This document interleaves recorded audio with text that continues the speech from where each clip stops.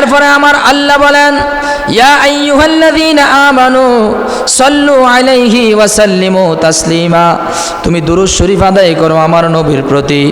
যদি আগে ঈমানওয়ালা হও, যদি আগে ঈমানওয়ালা হও, ঈমানওয়ালা হলেই তুমি আমার নবীর প্রতি দুরূদ শরীফ পড়ো। বলেন সুবহানাল্লাহ। আল্লাহ বলছেন, ইয়া আইয়ুহাল্লাযীনা আমানু উদখুলু ফিস সিলমি কাফা ওয়া লা তাত্তাবিউ খুতুওয়াতিশ শাইতান। ও দুনিয়ার মানুষ, আমি তোমাদের মধ্যে অনেক মানুষ সৃষ্টি করেছি, তোমাদের পৃথিবীর জমিনের মধ্যে আমি আল্লাহ রাব্বুল আলামিন সবাইকে ঈমানদার বলি নাই, আমি আল্লাহ রাব্বুল আলামিন সকলকে ঈমান দেই নাই। তবে আমি যাদেরকে ঈমান দিয়েছি, যাদের কপালে ঈমান নসিব হয়েছে, আমি আল্লাহ তাদেরকে ডাক দিয়ে বলি, ও আমার ঈমানদার বান্দারা, উদখুলু ফিস সিলমি কাফা, পরিপূর্ণভাবে তোমরা ইসলামের মধ্যেই তোমরা প্রবেশ করো। জোরে বলেন সুবহানাল্লাহ। ইসলামের মধ্যে প্রবেশ করো। যারা ঈমানদার তারা মুসলমান মুমিন। আল্লাহ পাক ঈমানদারদেরকে আবার বলেছেন পরিপূর্ণভাবে ইসলামে প্রবেশ করার জন্য। তার মানে ইসলাম যারা পালন করবে তারা হলো মুসলমান, তারা হলো ঈমানদার। ইসলাম যারা মান্য করবে তারা হলো মুমিন, ইসলাম যারা মানবে তারা হলো ঈমানদার।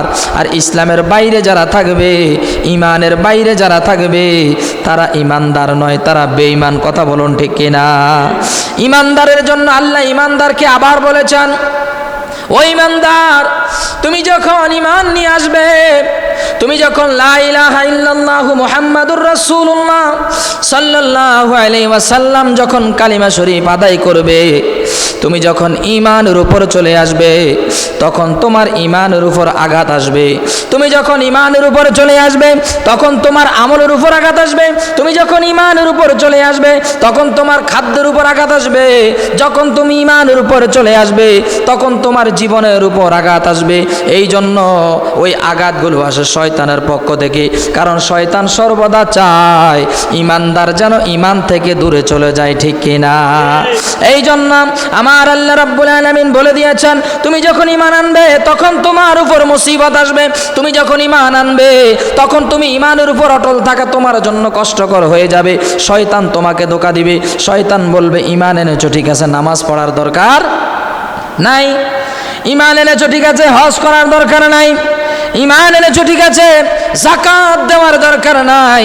ঈমান এনেছো ঠিক আছে, ভালো ভালো আমল করার প্রয়োজন নাই। তুমি তো নামে মুসলমান, মৃত্যুর পরে মুসলমানের কারণে তোমার জান্নাত দিবে। এই কথা যারা মানবে তারা বেঈমান। কথা বলুন ঠিক কিনা? এগুলো শয়তান মানুষকে প্ররোচনা দেয়। আমার আল্লাহ বলে, ইন্নাশ শাইতানা কানা আদুব্বুম মুবিন, নিশ্চয় নিশ্চয় শয়তান হলো তোমাদের প্রকাশ্য শত্রু। শয়তান কখনো তোমাদের ভালো চায় না। কথা বলুন ঠিক কিনা? যারা বেঈমান, যারা ঈমানদার নয়, তাদেরকে শয়তান এত ধোঁকা দেয় না, কারণ সেখানে শয়তানের যাওয়ার প্রয়োজন নাই।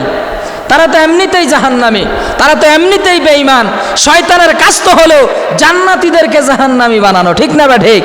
শয়তানের ডিউটি হলো জান্নাতি পথ যারা বেছে নিয়েছে, জান্নাতের পথে যারা অনুসরণ করতেছে, জান্নাতের পথের মধ্যে যারা আছে তাদেরকে ধোঁকা দিয়ে দিয়ে জাহান্নামের পথে নেওয়া। যারা জাহান্নামের পথে আছে তাদের কাছে যাওয়ার প্রয়োজন। এই জন্য আমার আল্লাহ বলছে, ইয়া আইয়ুহাল্লাযীনা আমানু, হে ঈমানদার, তুমি যখন ঈমান আনবা তখন উদখুলু ফিস সিলমি কাফা, পরিপূর্ণভাবে তুমি ইসলামের মধ্যে প্রবেশ করো।